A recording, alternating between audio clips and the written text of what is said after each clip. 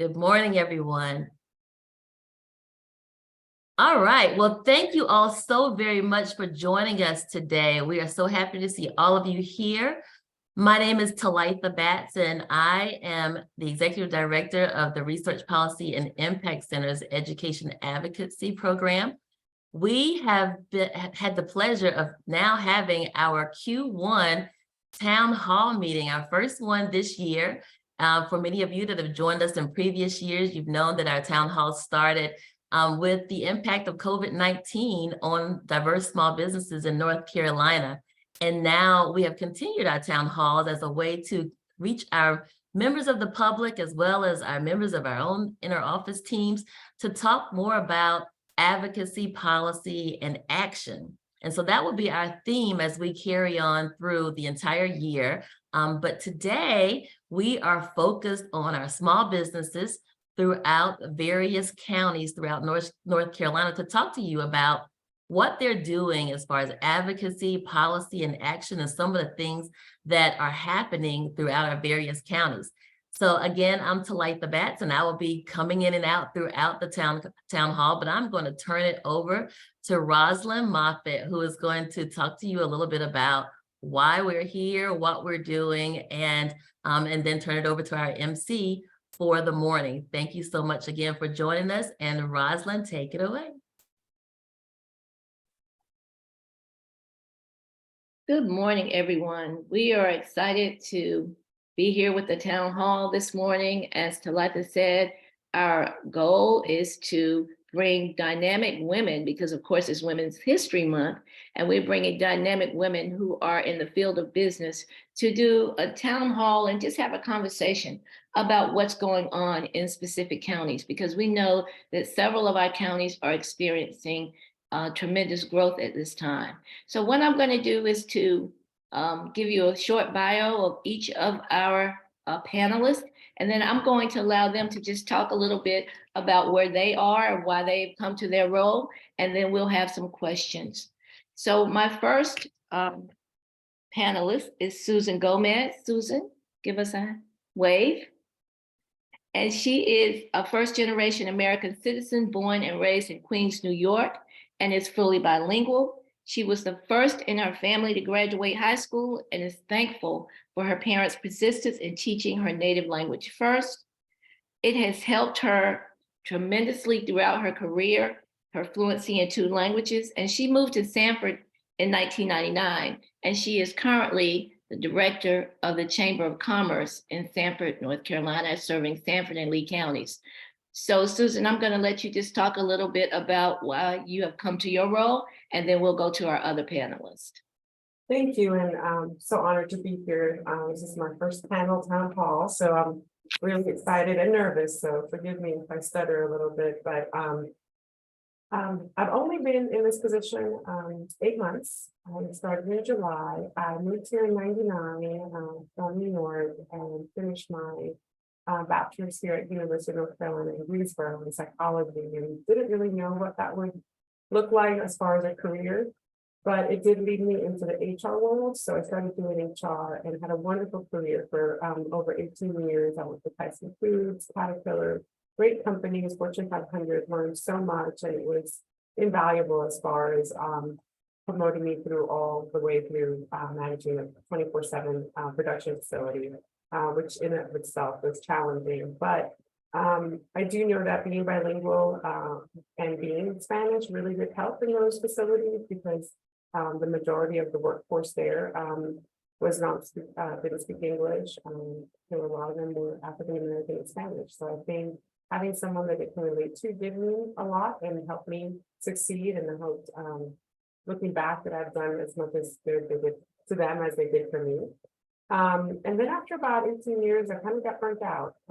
It just so happens that once you reach a spot where, at least I feel that you don't feel like you're servicing and you're not fulfilling that spiritual and emotional need, you really start doing a disservice not only to yourself, but also to your employer. And then that's just not fair. So I took a step back and thought about what I was going to do, and then COVID hit. So I think we all took a step back at that point. And then I started working a part-time job, so not realizing what I was going to do just yet. And I got an email from Stanford Inner Growth Alliance that this position was open. And I was kind of shocked because I thought, how could a position like this stay open? It's amazing. And I didn't want to apply because I really didn't feel I had the qualifications for it. But looking further and thinking a little bit deeper, I realized that throughout my career, I had done a lot of community engagement and really wanted to be part of the people. And in the 24 years that I have been in this town, I also love Sanford. Like, I honestly tell people now that I'm really from Sanford because at this point I lived here more than half my life. And so it's been great. So it just kind of combined all those things that I really, really love. So now that I'm 8 months in, I really truly feel that my whole life has led me to this position, and I'm thankful for it. I feel very honored to be in this seat. And as soon as I got this position, people that I had not known in the community started reaching out to me from the Spanish community, the African American community, thanking me and saying they were so proud. And I didn't understand that at the very beginning, like what those words meant. And as more and more people approached me, they were like, it's so wonderful to see someone like us sit in a chair like yours. And that really was an amazing statement. And I carry that every day that I come into work and every day that I'm out in the community, because I realize that I represent more than just myself. I represent women who are wanting to be leaders. I represent those Latinx population that want to grow. For the African American community, I'm just another minority group that's represented in this town.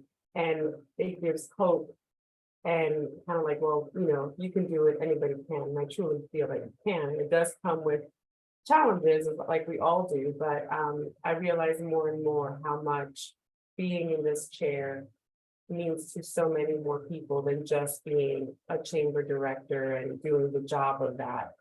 The responsibility that comes with who I represent and the people that are supporting me, even though I haven't even met them, all those people in the background. So truly honored and blessed to be here. And every day I try to do the best that I can to represent everyone. Thank you so much, Susan. And as a native Sanfordian, yes, we are very proud of you. And in Women's History Month, many times we think that we are not capable of doing a job. So we have to stop listening to those inner voices that tell us that we are not worthy. So we are very proud that you're in that position. Thank you so much. Thank you. And now I'd like to introduce you to Linda Brown. Linda is a highly experienced leader in the fields of technology, healthcare, and travel and tourism. She is a strong believer in fostering a positive workplace culture and has an impressive track record of leading adversarial groups to work together as a cohesive team. She holds a BA in speech communication from the University of Washington in Seattle, Washington. She's come all the way across country to work with us and currently serves as the president and CEO of the Asheboro-Randolph Chamber of Commerce in Randolph County, North Carolina. She's committed to helping her staff reach their highest potential and is passionate about the growth of her local community. So Linda, tell us a little bit about your journey and how you moved from Seattle, Washington to Asheboro-Randolph, North Carolina. Well, thank you. It's a pleasure to be here today. I'm jealous, Susan. I wish we had someone that speaks Spanish on our team. When I got here to the Asheboro-Randolph Chamber, the board was 3% racially diverse, and we now stand about 36% racially diverse. And that was something we did with really great intention. But I started out, I grew up on the Pacific coast of Washington State in a little logging town. And I was telling the group yesterday that there was little to no diversity in my community. The only ethnic minorities we had were Native American Indians on the local Indian reservation. The Quinault Indian Nation is located within the county where I grew up. And they were great clients of my family's business. And so I grew up learning from my parents, you treat everybody the same, because if they're not a client, they're a potential client. And so that's, so moving to the South was just a huge eye opener. And I told them yesterday that I had never seen or experienced racial discrimination until I moved to the South. And it broke my heart when I heard some of the stories of people that I have grown to really care about and love. And it's honestly just blown me away. And so we've worked very intentionally to do what we can to raise up those historically underutilized businesses and business owners, and provide them pathways to community leadership and roles within community leadership. And so that's just kind of been a focal point. And we've done a lot of different things, which you'll kind of hear about as we go on. But I'm a career gypsy. I've got this fatal flaw of thinking, well, yeah, I could do that. So I've been a senior hospital administrator, and I've got no medical background. I ran a hyperbaric oxygen wound healing center in New York's third largest city, Rochester. I've been a senior leader in technology. I've spent most of my career in travel and tourism, and I managed the complaint department for a cruise line for 7 years. And there's just an awful lot of very funny stories about that. And Roslyn mentioned my degree was in speech communication, and my dad always said it was a BA and BS. And maybe that's what's kind of led me to some of these career choices. I don't know. But I'm just really thrilled to be here and be part of the conversation and share what things we've been doing in Randolph County. And I think a lot of you, especially if you come from a more metropolitan part of North Carolina, you'll think, who knew that they were doing things like that? So I'm excited to be here and looking forward to hearing more about what everybody else is up to. Thank you so much, Linda. As you can see, our panelists have a wealth of knowledge and a wealth of different occupational backgrounds to bring them to where they are today. And finally, our last panelist is Christy Thaxton. Christy is a new small business compliance administrator with the Raleigh-Durham Airport Authority, and she is responsible for managing the supplier diversity and inclusion programs, conducting contract compliance, and supporting small, minority, and women-owned businesses. Prior to joining the authority, she served in several capacities at the North Carolina Department of Transportation's Office of Civil Rights, including a Title VI officer, manager of the Disadvantaged Business Enterprise Supportive Services Program, that's a long title, and a lead for the Small Business Enterprise and Small Professional Services Firms programs. In these roles, she worked tirelessly to promote full participation of minority and women-owned businesses in the construction industry. She has over 28 years of state and federal government experience. She's worked with the U.S. Department of Energy, U.S. Department of Justice, North Carolina State Ethics Commission, the North Carolina Court of Appeals, and the North Carolina Attorney General's Office. She's a leader in the areas of business development, community engagement, diversity inclusion, investigation, legal research, and writing, as well as mediation. So that is a lot that you've done, Christy. So tell us a little bit about you and how you've morphed. You sound like Linda in a lot of ways, that you've done so many things. So speak to us about how you've gotten to the point where you are now. Thank you, Roslyn. I don't know about the rest of you, but I am so in awe of this panel. I'm just honored to be a part of it. And I just almost feel like I don't deserve to be here. But I'm not as much of a gypsy as Linda is, but I did kind of make my way into the business development and supportive services of small minority businesses by virtue of a legal background. So I went to NC State, I graduated there, go Wolfpack. I know a lot of you all, including Talitha with that big blue bow, might be Carolina fans, but I'm a diehard Wolfpack fan.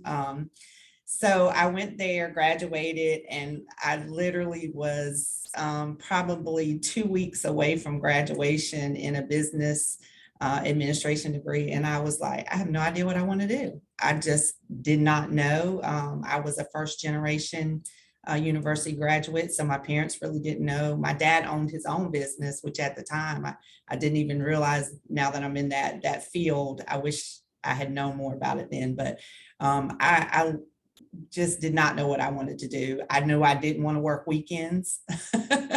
So a paralegal commercial came on TV and I was like, that's what I want to do. And so I informed my parents that I was going to go to school for a little while longer, for which my dad's reply is, well, you'll pay for it on your own. Because I'm done. And I said, okay, no problem. So I did go there, went to paralegal school, I graduated. And right before I graduated, I got my first legal job. So I spent probably almost 30 years in the legal field doing various types of work. As you heard, I worked for 2 different government state departments of justice. I've worked for private attorneys. I've worked for the Ethics Commission, all of which were background. I worked for Judge Bryan at the Court of Appeals, who I adore. So I entered into this realm, really into the Office of Civil Rights at NCDOT a little over 9 years ago in the Title VI realm, which is the legal realm. It's compliance related to federal dollars. And so that's kind of how I entered that, and was lucky enough to serve under a director, Shelby Scales, who saw my value in other areas. And so she mentored me and kind of moved me from more of a compliance role to a more proactive role in the supportive services, which is what you heard, business development, supportive services, where we were providing training, technical assistance, trying to grow firms, trying to make sure that they were able to compete for and be able to perform on small and minority business projects and some of our larger projects. So that's kind of how I got into the field. I absolutely love it. There is no turning back for me. I'm currently now at the RDU airport. So when I say I'm new, I know Susan said she was new, but I'm new. I literally started on March 13th in this role at RDU Airport Authority. Of course, as you know, it's an airport, so it's not a town or local government, but we actually function as a quasi town. So anything you can think of that a town might procure, we do here at RDU as well. So I'm assuming that's why I'm invited to this wonderful panel. But I'm looking forward to providing information. If I don't know it, I will let you know, but I will find out the answer for you. But I'm just happy to be here. I'm grateful. Thank you. Thank you so much, Christy. Thank you so much, Christy. And our moderator is having technical difficulties and is trying to get into the Zoom. So we will go on and continue with our questioning. Thank you all for sharing your stories. And I will begin with the first question. From your lens, talk to us about the importance of the role of small business in our current economy. And what percentage of small businesses do you work with in your area of North Carolina? And I'll ask Linda if you'll start. Sure, thanks. Well, small business is Randolph County and actually the country's largest employer. So they're very important. And we put a lot of work and effort into supporting small business owners and entrepreneurs here. In terms of how many do we work with, our county has 142,000 residents, so we're considered rural. The city of Asheboro, which is the county seat for Randolph County, has a population of 26,000, and our membership is just under 800.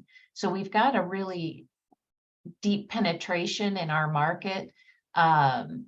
The other chambers in our region, Greensboro, High Point, Winston-Salem, we might even have more members than High Point. If not, it's close. So we're a fairly robust chamber, but unlike a lot of other chambers, we're an independent standalone. So we're not a chamber EDC or chamber tourism development authority. So we have a Randolph County EDC that tends to work with industry, and we tend to work, we have members that are industry, but also everything else. So that's kind of the setup in our market. But we put small business as from the chamber perspective, it's number one as far as we're concerned. The EDC would say industry. But small business is the largest employer here.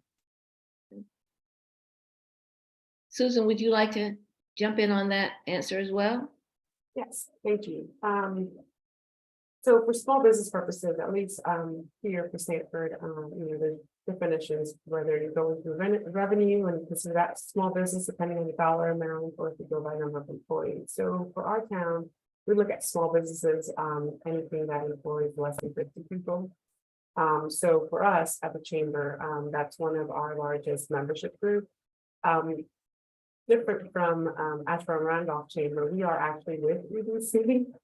Sanford Area Growth Alliance is a merger of the Sanford Area Chamber of Commerce and the Lee County Economic Development. So we actually do have large industry and small businesses in our network, in our membership pool.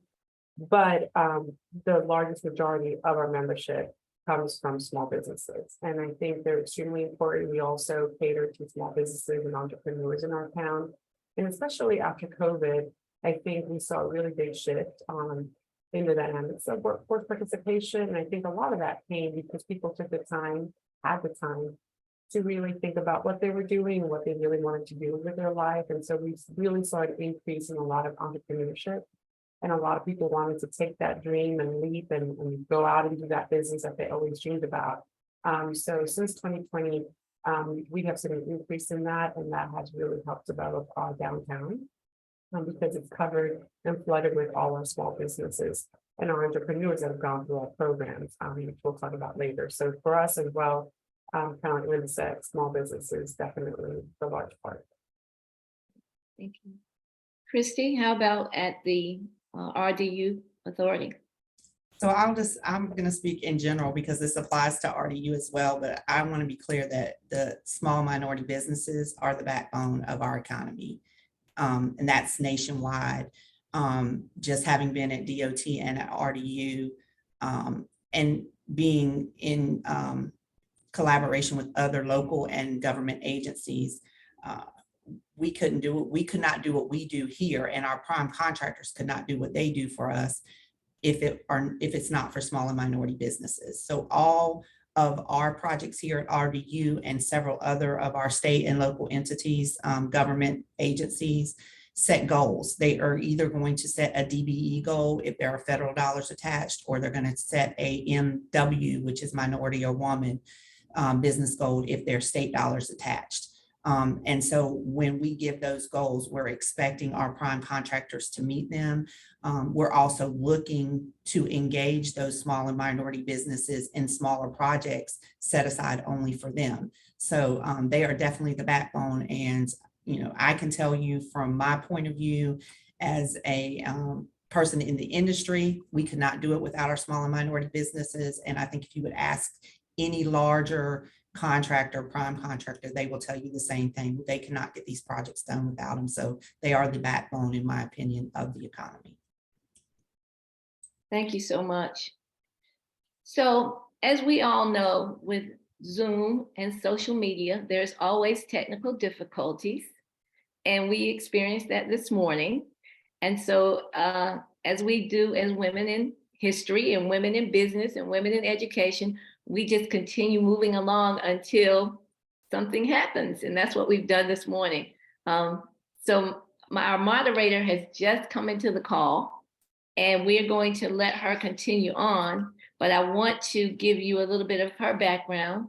And Ms. Murchison, we are on question 2, so you are right on time. Okay, have you already done question 2 or you? We have not. We are going to go right into question 2, but I'm going to give our group a little bit of your background. She's an award-winning news and public affairs director for Sand Hills Broadcasting. She's been the voice of the community of a 4-county area, which is Lee, Harnett, Moore, and Chatham counties. She has nearly 45 years of experience under her media belt. She's also the recipient of 90 awards and commendations from around the state. She serves on numerous boards and commissions, including the Governor's Task Force on Stroke Prevention, the Radio, Television, Digital News Directors Association of the Carolinas, and serves as president of 4 organizations. She is also a 2-time recipient of the Governor's Outstanding Volunteer Award and the Medallion Award recipient. She's received the Kiwanis Award and the Rotary Award, and she also has the News Directors Award for the News Director of the Year named after her. So again, we have another dynamic woman who has joined the group this morning. So Ms. Murchison, I'm going to let you do what you do best and take it away with question 2. Thank you, Roslyn. And ladies, I so apologize, but before I let him get away, I want to say thank you to our sales manager, Robert Gordon, who came in here and worked so diligently until we could get back where I was supposed to be. And I really feel so bad. I've been giving you radio publicity all morning about this conference, telling people it was not too late to sign up to be a part of it. I hope they listened. And then I feel so bad that I'm late. I try not to be late, but it's just one of those things this morning. So again, I'm so glad to be a part of this program. And I guess I'll just start with question 2. And I believe that goes to Christy. Deep diving into our base, specifically, how many minority and women-owned firms do business with Raleigh-Durham Airport? And how can other businesses connect with possible opportunities? And how important is it for minority small businesses to have their state certifications, and which certifications are accepted for business with the airport? Thank you. Thank you. So I will start again by saying, I'm fairly new, but I did have a chance to talk to China Carter, who I work with here at RDU. She is our director of small business, and she was able to pull some figures for us. And so right now we have about 83 small and minority businesses that are doing business with the RDU airport. The total awards are somewhere around almost $18 million for those contract awards. And so far this year, we have about 37 firms that have actually received parts of our project and received actual checks from us, which is very important. For me, coming from NCDOT, that sounds like a small number. I don't know how that sounds to you all, but I will tell you that the participation here, because it is a little bit more streamlined and it is focused on aviation versus with DOT, it was all modes of transportation. We have at least almost a 30% goal on our projects. That's huge. And my understanding is that they meet that goal every year. So that for me is huge. I'm looking forward to being a part of that. But I will say this, certifications are definitely important. They are not necessary. Let me just say that you do not have to have certifications, but they are so important because, as I said earlier, all of our projects and a lot of government agencies that receive federal dollars are going to have a DBE goal, which is a disadvantaged business enterprise goal, attached to their projects and services. If you do not have that certification, the prime contractors are not going to be looking for you because they have to meet a goal in order to win those projects. Same thing with our state funded projects. We are setting, along with other government agencies, a minority and women owned business goal. Those prime contractors have to meet those goals. So they're looking for those individuals that hold those certifications. You can get a DBE certification from NCDOT, who is the holder of that UCP program. And that certification will get you hub reciprocity. It will also get you a M or W DBE certification with RDU. So it's an intensive, paper intensive process. The process itself is free, but it is paper intensive. So I will say that is a good certification to hold. For us, doing business with us starts with going to our vendor registration portal. And I can put that link into the chat. But to register with our vendor information portal, not only to have your profile so that people know, so that we know what you do and what services you provide, but also it allows you to enter any of your certifications. So if you currently hold a hub certification or a DBE certification, we can then get you MWSB certified with RDU to do business with us. So when our project managers are doing a runway or are looking for concessionaires for our terminals, they're going to go to that vendor registration portal and they're going to be looking for our small and minority businesses there. So for me, having worked in this industry for almost a little over 9 years now, to me, a certification is very important. And again, I will say it is not necessary, but it definitely is important to help grow your business. And to also receive supportive services. I hate to speak on behalf of NCDOT, but since I was there for so long, I will say they have, if you're DBE certified, they have a supportive services program, which I worked in. They will actually provide you training, technical assistance, and even in some cases buy programming such as QuickBooks and teach you how to use that for your small minority businesses. That is an invaluable service that they provide that a lot of people don't know about. So I encourage you definitely to get those certifications. Christy, for all the women out there who are maybe listening to you this morning, who are not familiar with the certifications and all this, what is the best way and the easiest way for them to get the information? There's so many different agencies. So it depends on what certification you're looking for. So if you're looking for your DBE certification, which again, it's very paper intensive. Don't get me wrong. There's like this whole checklist of things you got to provide them before they'll actually come out and do an on-site visit and certify you. But if you get that, you're eligible to get other certifications fairly quickly because it is such an intensive process. However, you can go to the hub office and probably within 45 days be hub certified. NCDOT has an SBE program that it's highway construction related, but you can get that within a week. You can get an SPSF, which is small professional services firm, within a week. All of those are DOT. Hub is with the Department of Administration. You can go to some of the national organizations like WeBank or the Carolinas Virginia Supplier Diversity Development Council, I think it's called. They offer MWBE certifications as well. I know Alyssa's on, and I believe that the SBTRC can give more advice probably on some of the certifications and where you can get them. And obviously we could provide links if we need to. Thank you very much. Does anyone else have questions for Christy? Well, if not, we're going to move down to question 3. And I think this is for all of the panelists. Tell us about any specific programs and technical assistance support opportunities you provide for minority and women-owned businesses, if any. Speak to criteria, deadlines, and qualifications needed to pursue these opportunities. And I don't have a name on mine, so I'm going to start with Susan. Okay, I'll start.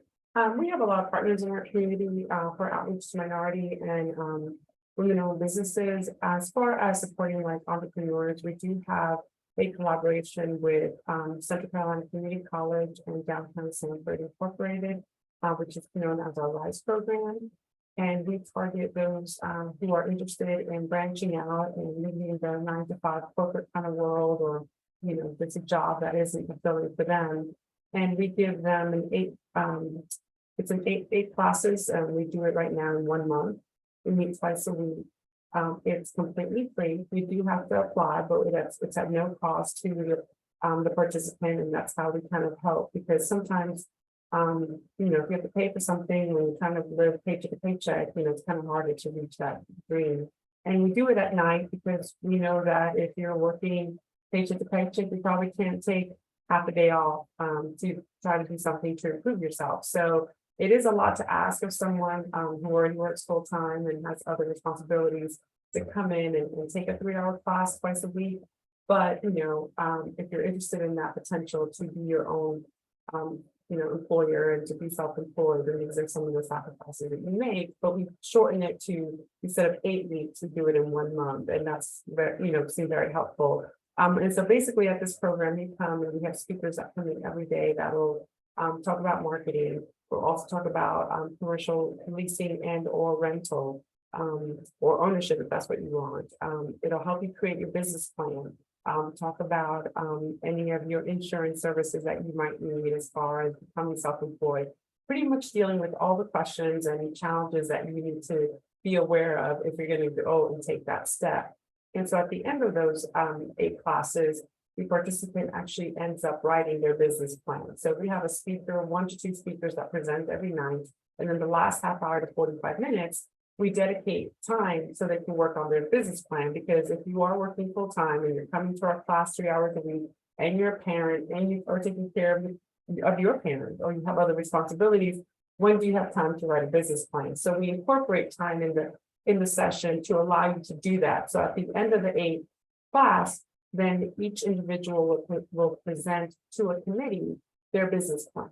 Now, at that point, myself and the DSI and CCCC representatives are out of the committee because we host the program. So it is presented to 5 other community leaders, and then they choose which one they feel is the winning business plan for the community. And then all these entrepreneurs obviously will hopefully within that 12-month open up their retail store or service center. Some of them are home-based, and that's just fine. So we talk about home-based businesses, storefront business, or if you're just gonna sit back and learn and say, you know what, it is my dream, but I just realized I may need another year or 2. And that's just as helpful, because we don't want you to open the doors and then within a year close them. So we want to make sure that you have those resources.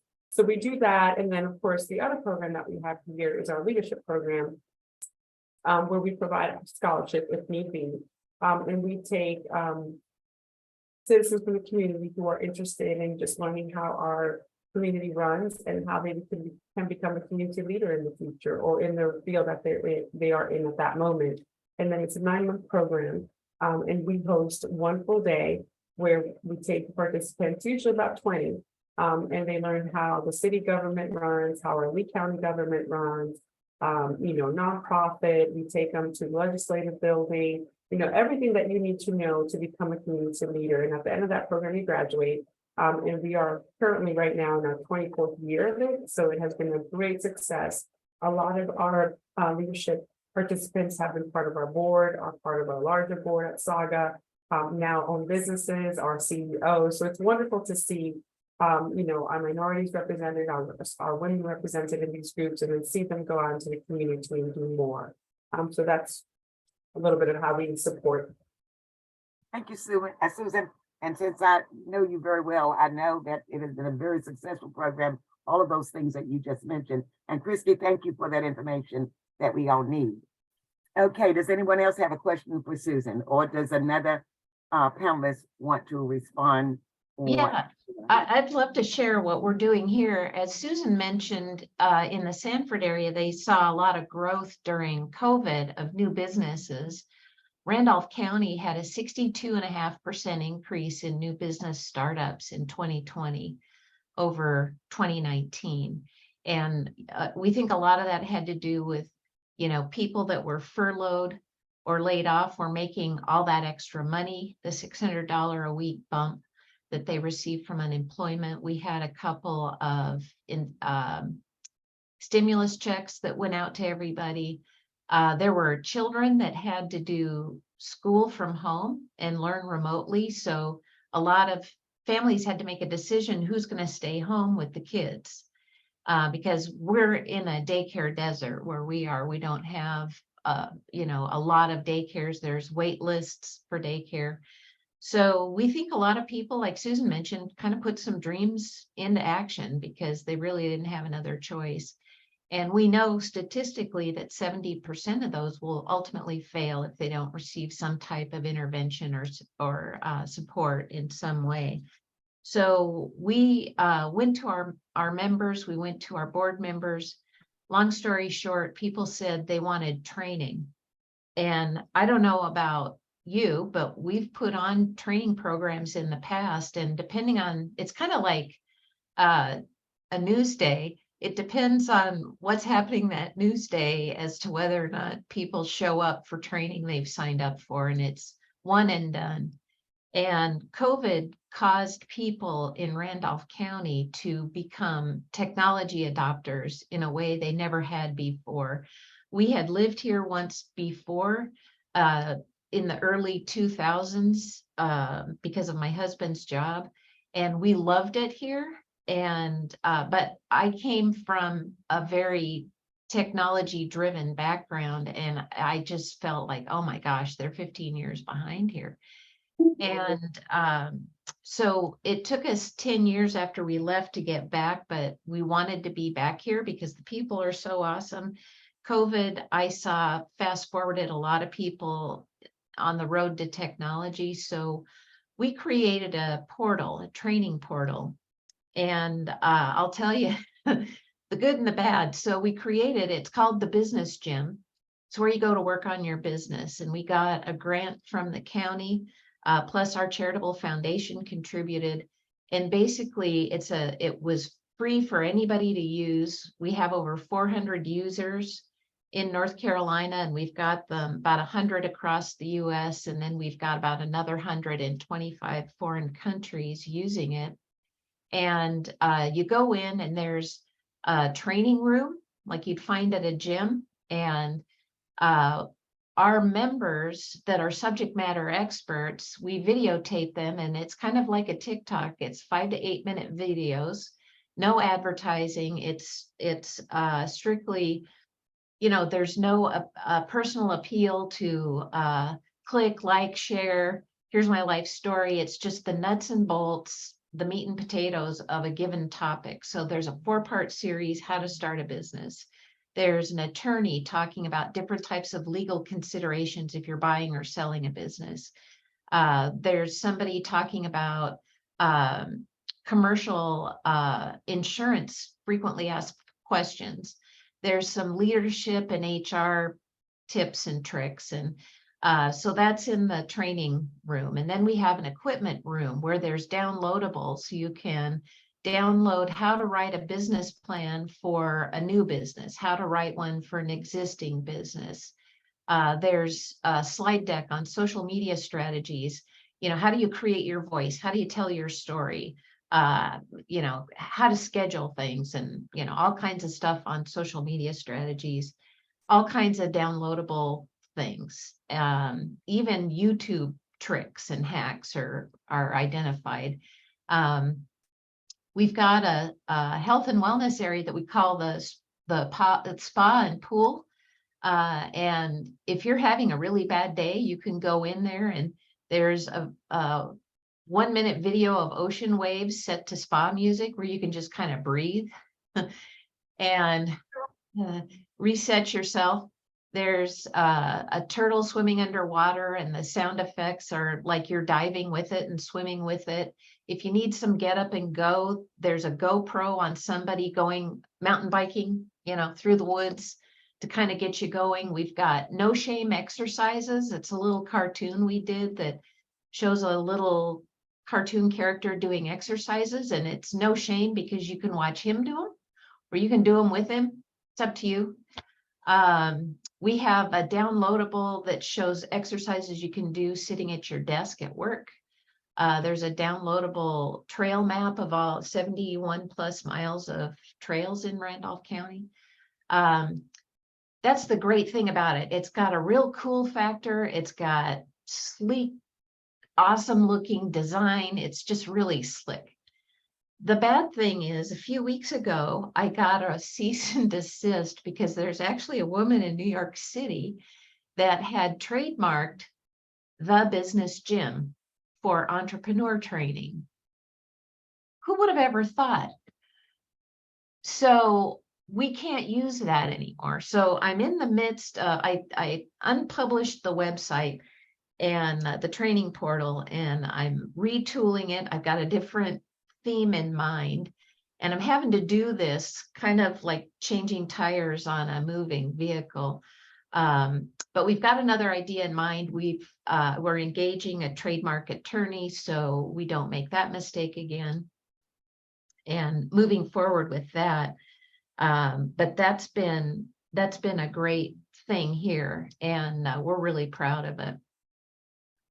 Thank you, Linda. And as you said, we are also in a daycare desert here in Lee County, but I can assure you that Susan Gomez and President Linda Chapman, Lisa Chapman, are going to take care of all that. We're going to soon have our daycare problem worked out. I'm sure time does not permit her to tell you all the good plans they're going to do to get us some daycare in Lee County. Yeah, So, well, the Child Care Act is something that they're working on in Raleigh right now, but I also wanted to mention, we also do a leadership Randolph, like Susan was describing. It's in its 35th year this year. We have a student version that's been going on 26 years, and we now have alumni from our Student Lift program that have now gone through Leadership Randolph. We've also worked with the city of Asheboro. We got a grant from them specifically to work with minority and women-owned businesses, doing accelerator programs similar to what Susan described. We do it over 8 weeks. And we've had 3 Black business accelerators, Hispanic, and we also did one for women called Entrepreneur Her, H-E-R. And those have all been real successful. We give every member of the accelerator program a 1-year membership at the chamber free as part of that, so that they can learn what the value and see what the value of that membership is for themselves. So those are all programs we're excited to keep working on. thank you. Chrissy, do you have anything that you would like to add what they said? Sure, I'll be brief, and all of those programs sound great. I do know we don't offer anything specific here at RDU just by nature of what we do, but we do collaborate with many of our partners in the industry, including a shameless plug for the Institute, who has some wonderful women's business programs or small business programs, including the SBTRC. That puts out a bonding education program, who my friend Janine Stevenson now is in charge of because Lissa was promoted. I love that group. I love all that they do. We also partner with our prime contractors or our CM at risk partners here at RDU. Last night, we actually had an outreach here at RDU with one of them, Balfour Beatty, provided a DBE certification workshop that we assisted them with, and along with NCDOT.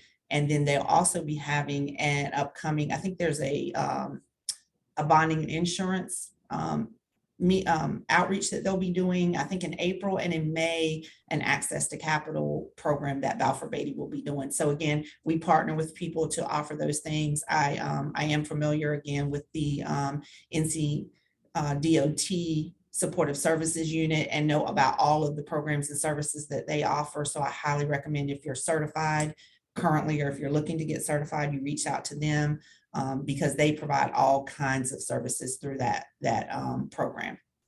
Thank you very much. Roslyn, would like to ask you a question. Are you limited to 12 o'clock, or do you have extra time? Because I noticed that we have several other questions that have not been approached just yet.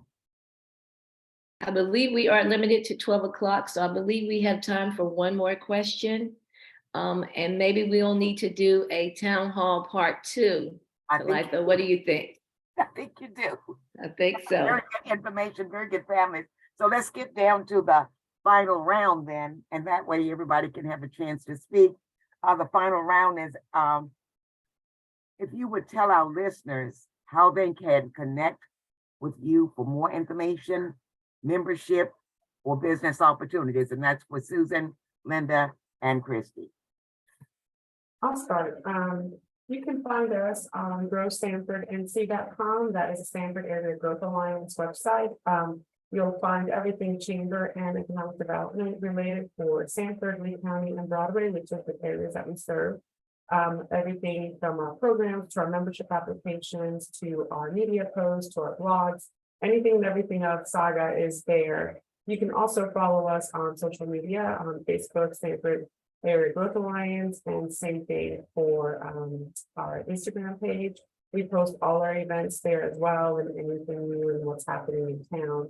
And then as far as my email, I'll put it in the chat box so you guys can have my email.